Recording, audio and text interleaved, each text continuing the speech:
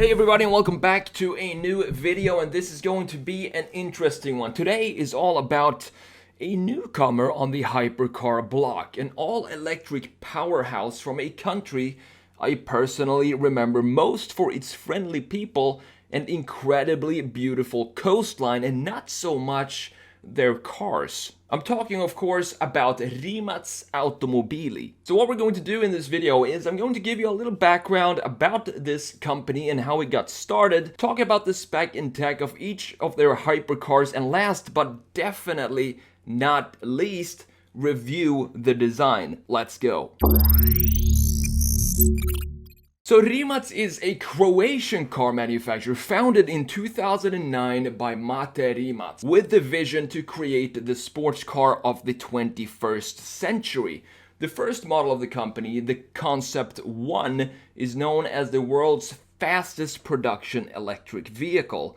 Rimac's specialty isn't only cars though. The company also develops and produces battery packs, drivetrain systems, and even complete vehicles for other companies. It all started when the company's founder, Mate Rimac, converted his 1984 BMW E30 into an all-electric car after the original engine blew up on a racetrack. This E30 was called the Green Monster, and it developed 593 horsepower and 664 pound-feet of torque, reached 0 to 60 from a standstill in just 3.3 seconds, and had a top speed of 280 kilometers per hour, and that is 174 miles per hour. It also went through 5 different development updates, and this made it eventually the fastest accelerating electric vehicle of the time. But once Mate realized how little of the original car was left of the E30, he decided to create a new car from scratch,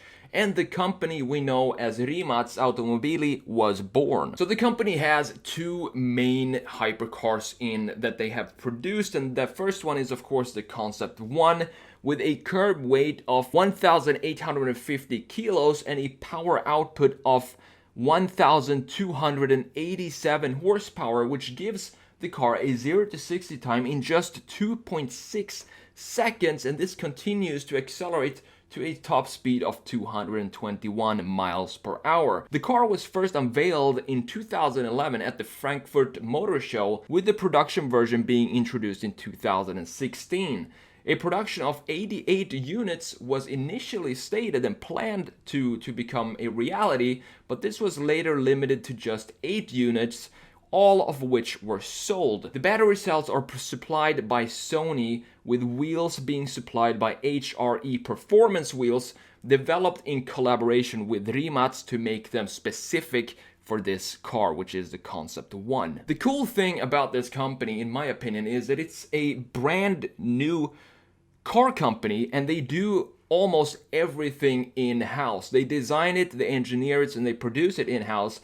And none of the critical components used in the vehicles are off-the-shelf parts. The current design team includes former designers from Pininfarina, and I think this really helped with the brand identity of the cars, which we're going to talk about a lot more later in this video. The batteries are located under the floor of the vehicle, which gives the car a very, very low center of gravity, and of course better handling in corners. One full battery charge takes only about 30 minutes on a 200 kilowatt power supply station, and the range, which is a critical factor for any electric car, and the range for the Concept 1 is around 320 miles, which is not bad for a first car from a brand new company, especially considering the performance of the car. Eventually, Rimac chose to manufacture and sell an exclusive volume of 8 units of the Concept 1. So let's talk about the design of the Concept 1, and then we're gonna talk about the newest product of Rimac, which is the Concept 2 or C2. But the design of the Concept 1, I think they got the brand identity right out of the gate. If they all had a meeting before they produced this car where they just discussed the design and how they can make it unique, especially in the space where hypercars and sports cars all start to melt together and kind of look the same.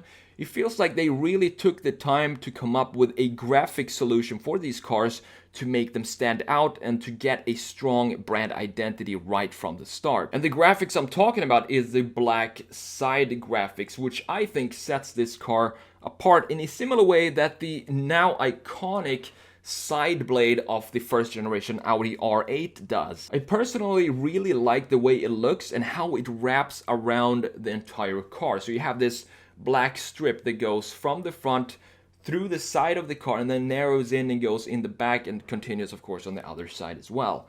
It's a great side view. Rear fender line is absolutely beautiful. I love when they have a mix of soft shapes and then you have some key defining really sharp lines in the body of the car. And this line specifically is what I think is missing on the Mustang Mach-E. Add this line to the Mustang Mach-E and it becomes a completely different animal. Let me show you what I mean with a simple 2-second transformation. Overall, I really think Rimac did a fantastic job with the design of the Concept 1. It's a big challenge for a new car company to create a first product or production model that looks mature and confident from the start. We see this mistake being done over and over by new car companies that put out cars that it feels like they try too hard and they try to stand out by just adding a bunch of different lines to the design, and it doesn't have any brand identity, and it's hard to take a design like that moving forward because you have so many directions that you can choose to go with if you create something that doesn't have a clear graphic direction from the start. Now, I think they made a smart investment by hiring ex-Pininfarina designers to help out with the design. This is a design that even when it's brand new, didn't try too hard, as I said, with overstyling to get the attention, which we've seen a lot of other players do. Alright, let's talk about the C2, the second production car of Rimac. Now, this is where it gets really interesting. The C2 was unveiled in 2018 as the successor to the Rimac Concept 1. It's an entirely new design featuring gull-wing doors and various power upgrades. The 4 new electric motors now produce a total of 1,914 horsepower and 1,696 pound-feet of torque. This is all fitted in a car that weighs just 1,950 kilos, which is 4,300 pounds. It's just nuts. So when it comes to the acceleration of the C2, it's able to accelerate from 0 to 60 in 1.85 seconds and continue to a claimed top speed of 258 miles per hour. The car incorporates a fully independent torque vectoring system to improve handling and also includes a facial recognition system just like your phone that would unlock the car only for the owner and adjust the car's setting according to the owner's mood. And there is also a drift mode in the car that allows the car to drift at high speeds, and an intelligent traction control system keeps the car in control during these 200 miles per hour drift sessions. It's good to know that there is a traction control for when you feel the need to do some drifting at 200 miles per hour. The Concept 2 will have level 4 self-driving capability, and to help achieve that, the car has 8 cameras, a lidar, 6 radars, and 12 ultrasonic sensors. The production vehicle will be limited to only 150 units to keep the car exclusive. Let's talk about the design of the C2 here. I'm a huge fan of this car and the design of it. I almost want to say that this is what the C8 Corvette should have looked like. In a lot of ways, it reminds me of the C8. The front, the rear fenders, and the graphics, the side graphics, but somehow the small Croatian car company here managed to make the design look so much more harmonious than the kind of messy C8 styling. There's also some BMW i8 vibes in the rear, but I think that has to do a lot with how the rear lights are designed and the graphic of those. And then we have the detail. One particular detail I love on this car is the middle section of the rear end. I love it because it reminds me of one of my all-time favorite car design details on any car, the little chamfer that stretches up onto the black mesh on the rear of the Ferrari 458 Speciale. It's one of those small, probably unnoticed by many design features that to me makes a car so much more special. It looks especially good in Grigio Silverstone. You know, to me, this car, the C2, the Rimac C2, it has just the right amount of sensuality in it. The styling is just the right amount of emotional, like the Italians with Alfa Romeo, Ferrari and Lamborghini, Bugatti and so on, mixed with the German and Swedish simplicity in the lines. It's just the perfect blend of the two. I feel like the look and feel of the C2, the design of it, is that of a brand that's been around for decades and not one that just produced two cars.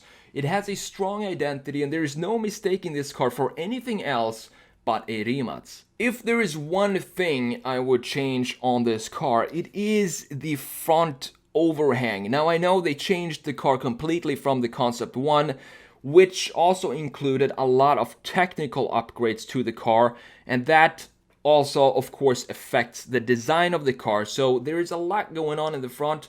I think it sticks out just a little bit too long in side view compared to the Concept 1.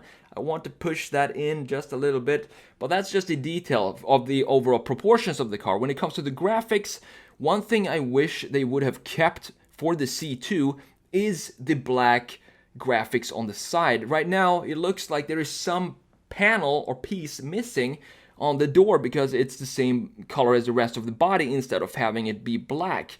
So I want to change that just to see how it looks like. But other than that, as I said, both the C1, the Concept 1 and the C2 to me are really cool looking cars and unique looking cars, and specifically the proportions of the car, the Concept 1 more so than the Concept 2, with its very, very low greenhouse and tight windows. It feels like they really prioritized having a very sporty and low design, even though they knew it would affect visibility around the car, and I like that.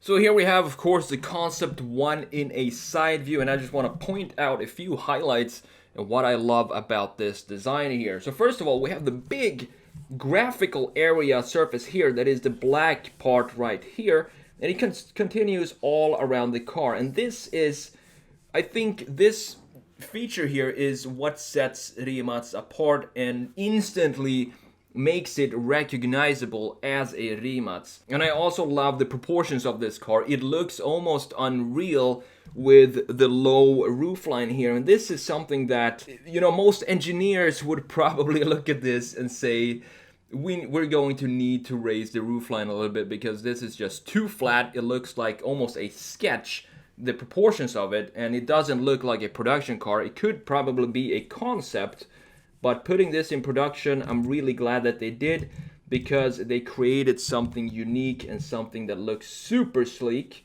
with this roofline right here. And then we have almost the only kind of emotional part of the Concept 1, which is a line that I love on this car, and that is this sharp shoulder line right here. And that is mirrored down here, as you can see, very, very faded right here. It's not as pronounced as the top one, but this just creates almost a forward pointing arrow, and you can feel the direction of the car being, of course, this way, with all these lines pointing at that direction. One thing that looks a little bit strange here in side view is the front view, right, or is the front part right here. It looks a bit undefined, but as soon as you tilt this car just a little bit more towards the front, you're going to see that it all makes sense, and it also becomes a lot more defined if you look at it from just a slightly more angled towards the front. It just looks a little bit strange when you look at it from a straight side view, because you have a sharp line right here, and then you have this line right here that goes into a softer line like that. But these are just details. Overall, I love this shape and I love the design of the car. It has very strong proportions and big wheels and super low, exactly the way I want a sports car to look. Now let's compare the Concept 1 here to the new C2, and you can see the evolution of the first concept. It feels like they got a lot more confident in their design approach and their identity when it comes to the C2 here. The only thing I would change would be this part right here. I would want this part in the door to be black, to have the same graphic continuity from the concept from concept 1 onto the concept 2, and that would also create a graphical element that continues all around the car. But you can see that they added a little bit more emotion in the C2 here, and what I mean by that, they still have this beautiful line right here, and it creates almost a zigzag pattern if you look at it like this, and then it comes down here and is mirrored down here in the bottom as well. Very cool looking graphical styling of the rear. But if you look at the front compared to the Concept 1, to me the Concept 1 is more of a Scandinavian style, because you have almost a straight line here. There's nothing going on and no curvatures, no kind of emotion in the design. But that all changed when they designed the C2, which you can see here. We have a typical Italian line right here that goes into the A-pillar, something like this. And then instead of having this being straight here, as we have on the Concept 1 here, they decided to make it a curvature with this typical S-curve in the side view, and I think that looks fantastic. And some might not really like these wheels, but I'm a fan of them because they are different and they also add to the brand identity of Rimac, because they are the only car manufacturer with these wheels. And there is something about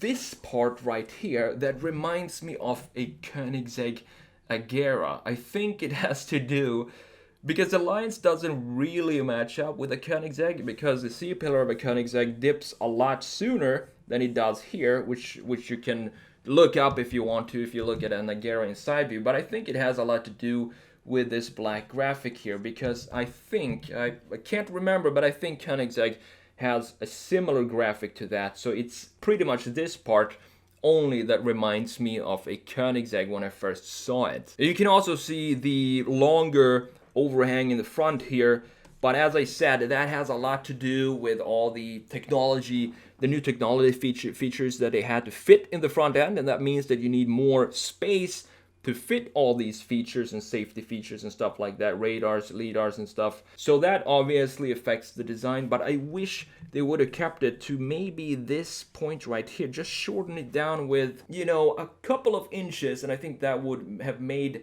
the overall proportions of the car a little bit smoother. But it's kind of the same thing here as it was with the Concept 1. If you just look at it from any other angle than a straight side view, everything starts to make more sense, especially in the front right there. My final thoughts on the Rimac here is that I'm a huge fan of the company and the owner, and the dream to create something like this and be able to do it in about a decade's time is just super inspiring to see. And I think this really shows what electric cars are capable of doing, and it also shows that if you want to create a car company today, it's more like creating a product than it was, let's say, 15-20 years ago, because cars are becoming more like devices now, and the approach to designing and engineering them is becoming a lot different than it used to be with this new electric package. I hope I get the chance to drive one of these cars at some point. Let me know what you think about the Rimac company and the Concept 1 and 2, and which one you prefer